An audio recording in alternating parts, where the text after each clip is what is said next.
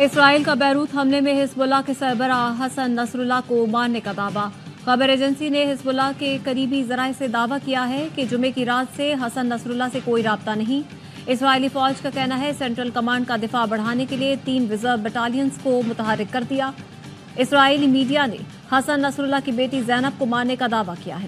Lebanon پر اسرائیل کے تازہ حملوں میں 25 افراد شہید جبکہ متعدد زخمی ہو چکے ہیں۔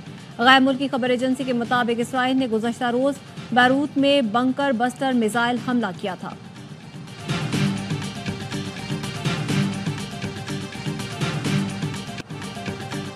ایران کے سپریم لیڈر آیت اللہ علی خامنائی نے سلامتی کونسل کا ہنگامی اجلاس طلب کر لیا۔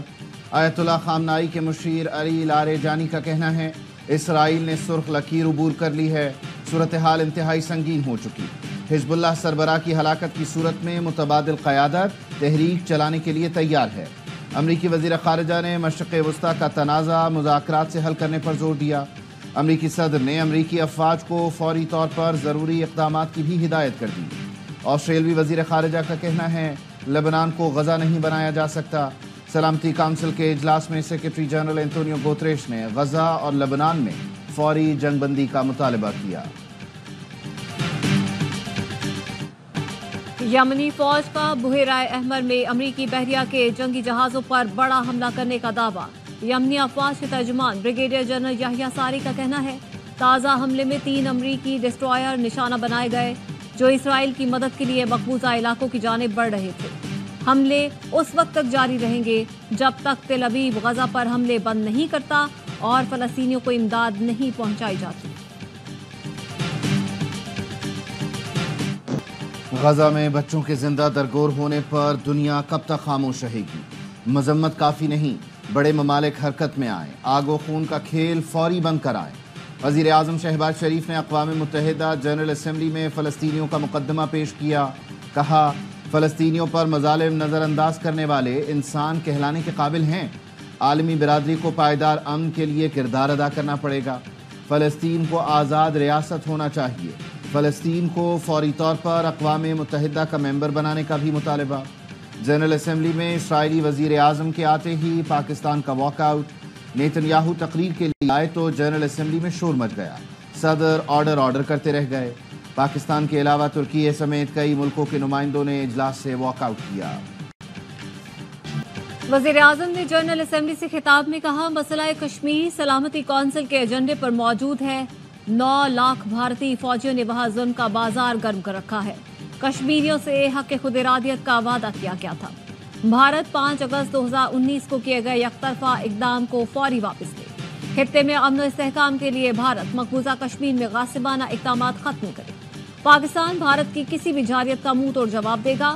وزیر اعظم کا کہنا تھا افغانستان میں موجود دہشت گرد گروپ امن کے لیے خطرہ ہیں۔ افغانستان میں داعش، القاعدہ، BLA، مجید بریگیڈ اور دیگر دہشت گرد موجود ہیں۔ ہم فتنہ خوارج کے خطرے کو جڑ سے اکھاڑنے کے لیے پرعزم ہیں۔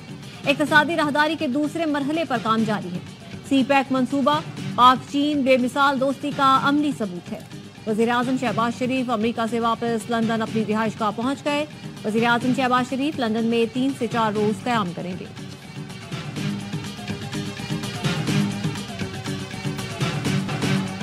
پاکستان بے پناہ وسائل سے مالا مال ہے۔ وطن عزیز جلد اقوام عالم میں اپنا مقام حاصل کرے گا۔ Army chief general Asim Munir کا کراچی میں تاجروں سے خطاب۔ معیشت کی بہتری میں تاجروں کے تعاون کو سراہا۔ تاجر برادری نے معیشت کے فروغ کے لیے SIFC کے کردار کو سراہا۔ سپاہ سالار نے انوویسٹا انڈس IT پارک کا افتتاح بھی کیا۔ تقریب سے خطاب میں کہا IT پارک نوجوانوں کو معیاری تربیت فراہم کرے گا۔ دورہ کراچی کے دوران آرمی چیف کو پاک فوج کی آپریشنل تیاریوں اور تربیتی امور پر بریفنگ دی گئی۔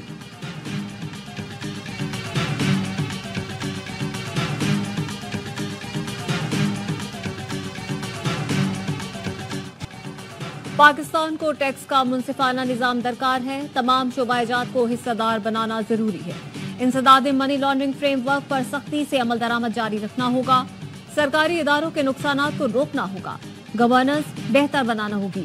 IMF نے پاکستان کے ساتھ 7 ارب قرض معاہدے کی تفصیلات جاری کر دی جس پہ کہا گیا ہے کہ پاکستان میں اصلاحات کا عمل سختی سے جاری رہنا چاہیے۔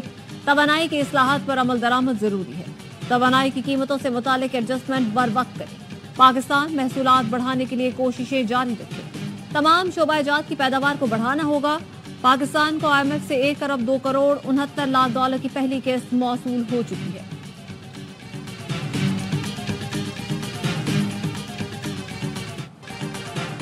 PTI کی راولپنڈی لیاقت باغ کے باہر احتجاج کی تیاری، کارکن پشاور ٹول پلازا پر جمع ہونے لگے۔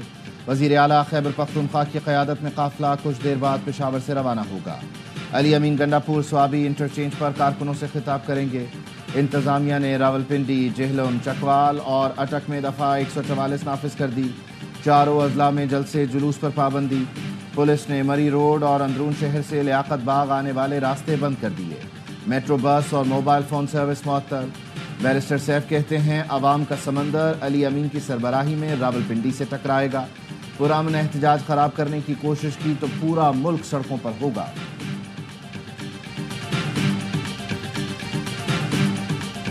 علی امین گنڈاپور راولپنڈی پر یلغار کرنے آ رہے ہیں۔ حالات خراب کرنے اور قانون ہاتھ میں لینے کی کوشش مت کرنا، ورنہ ذمہ دار آپ خود ہوں گے۔ وزیر اطلاعات پنجاب عظمہ بخاری کہتی ہیں گزشتہ ہفتے کے ناکام فلاپ شو کے بعد فتنہ فساد کی نئی پلاننگ ہے۔ فتنہ گروپ احتجاج کر کے SCO کانفرنس کو سبوتاژ کرنا چاہتا ہے۔ شرپسند فتنہ فسادی پاکستان کی خوشی میں خوش نہیں۔ فتنہ فساد گروپ نے کوشش کی وزیر اعظم کی تقریر کے دوران تماشا لگائیں۔ احتجاج کا اعلان کرنے والے سورماؤں کو شرمندگی کا سامنا کرنا پڑا۔ عدلیہ اور پارلیمان میں ڈیڈ لاک ختم نہ ہوا تو آئینی میلٹ ڈاؤن کا خدشہ موجود ہے۔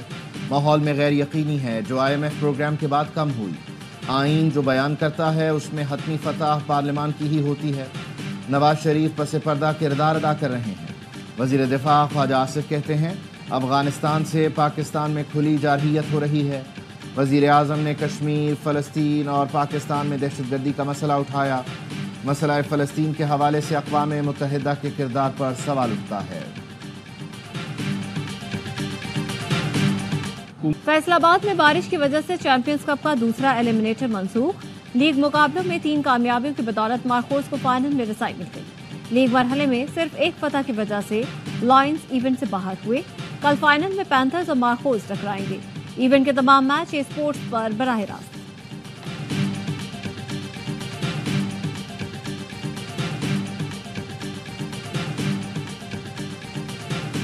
پاکستانی اسکواش کھلاڑی عاصم خان ورجینیا میں شارلٹس ویل اوپن کے فائنل میں پہنچ گئے۔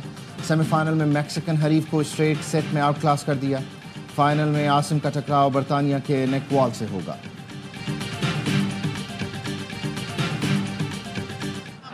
آرٹس کونسل کراچی میں ورلڈ کلچرل فیسٹیول پوری رنگینیوں کے ساتھ جاری۔ معاشرے میں عدم برداشت کے موضوع پر نوجوان طلبہ و طالبات نے تھیٹر جلوس پیش کر کے خوب داد وصول کی۔ ڈرامہ ختم ہوا تو نوجوانوں نے ساز سنبھالے اور اپنی آواز سے سما باندھ دیا۔